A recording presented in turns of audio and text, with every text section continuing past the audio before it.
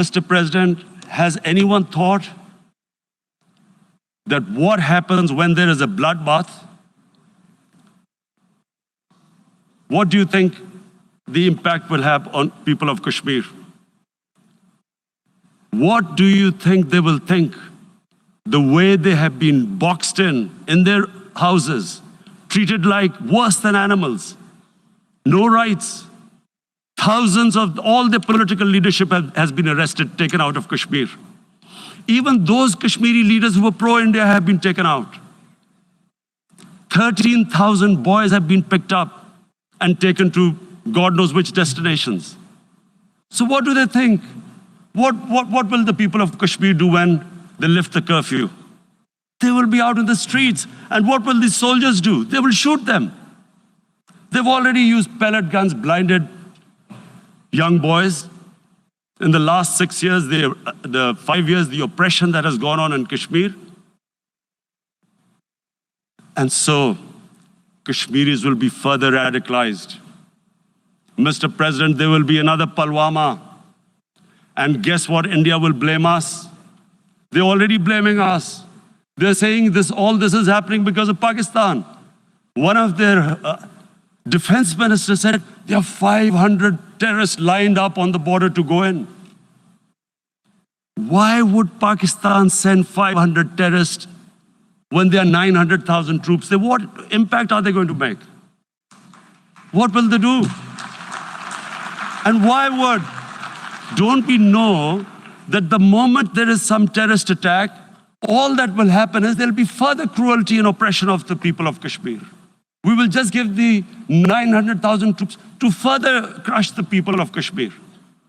And then we'll give the Indian government an excuse that, look, Pakistan is a terrorist state, and this mantra that has gone on, Islamic terrorism. The moment you use this catchword, Islamic terrorism, the whole world turns away. No one talks about human rights. You can do whatever you want, which is what has happened in Kashmir, because they keep using this word, Islamic terrorism. And this is what they're doing right now. What do we benefit from further increasing the cruelty on the people of Kashmir? And why would we want this? But there is no other narrative left for India.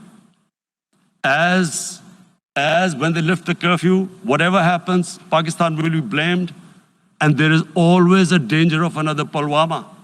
They might come and bomb us again, and then another cycle might start. And what does Narendra Modi think that 180 million Muslims of India are thinking right now? Aren't they watching these Kashmiris stuck inside for 55 days they've been stuck in? Aren't they watching? What do you think? Don't you think that the Muslims will be radicalized in India? And I am talking about 180 million people. And when they get radicalized, there will be some incident in India somewhere down the line. Again, we will be blamed. And I'm warning you right now, again, we will be blamed. And Mr. President, what about 1.3 billion Muslims who are watching this? And they know that it is only happening in Kashmir because they're Kashmiri Muslims. This is not happening to Kashmiri Hindus. They know that this is happening because of their religion. So what do you think they will be thinking? What do you think the Jewish community would think if they were, forget 8,000 Jews stuck like this? What do you think Europeans would think? What do we think? I mean, any human community, if their members are stuck like that, what do you think they will think? Are we a children of a lesser God? Is it not going to cause us pain? And then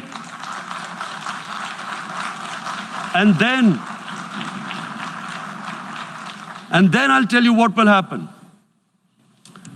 People will, in the 1.3 billion Muslims, someone will pick up arms. I know we've been brought up with films Western films, this good, decent guy doesn't get justice. He decides to pick up a gun and start seeking justice. There was a film made in New York, famous film called Death Wish. This guy gets mugged by and his family, his wife gets killed or something. He can't get justice. He picks up a gun and he goes around shooting muggers. And the whole cinema cheers him on. So what do you think the Muslims are thinking right now? If there is a bloodbath, there will be Muslims becoming radicals, not because of Islam, but because of what they will see, that there's no justice when it comes to Muslims.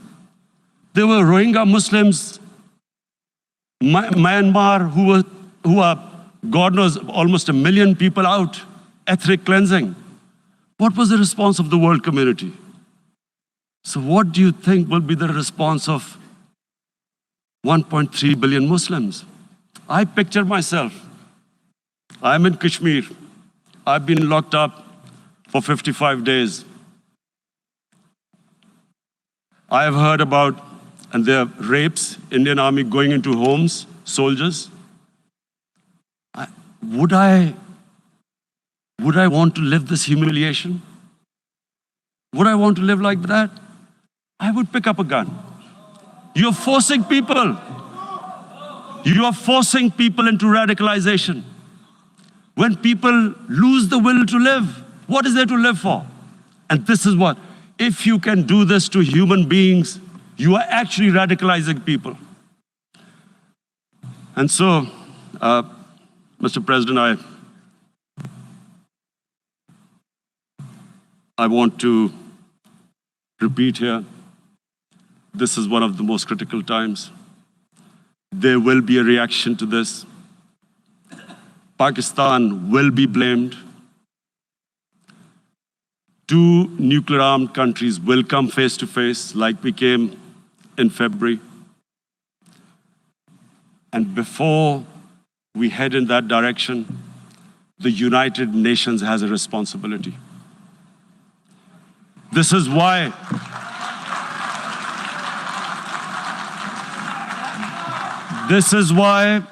the United Nations came into being in 1945.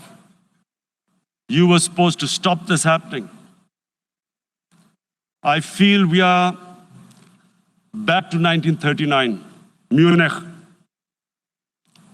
Czechoslovakia has been taken, annexed. What is the world community going to do? Is it going to appease a market of 1.2 billion, or is it going to stand up for justice and humanity?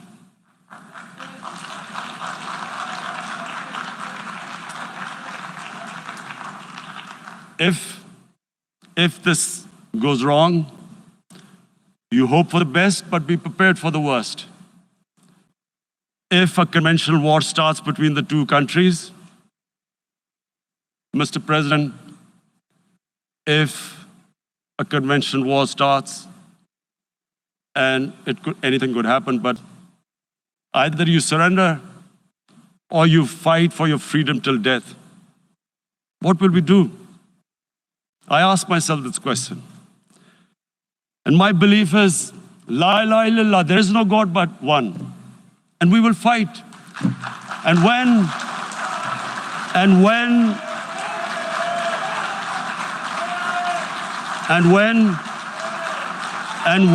a nuclear-armed country fights to the end, it will have consequences far beyond the borders. It will have consequences for the world, which is why I repeat I'm here. Because I'm warning you, it's not that where are we headed? Not to. This is a test for the United Nations. You are the one who guaranteed the people of Kashmir the right of self-determination. They are suffering because of that.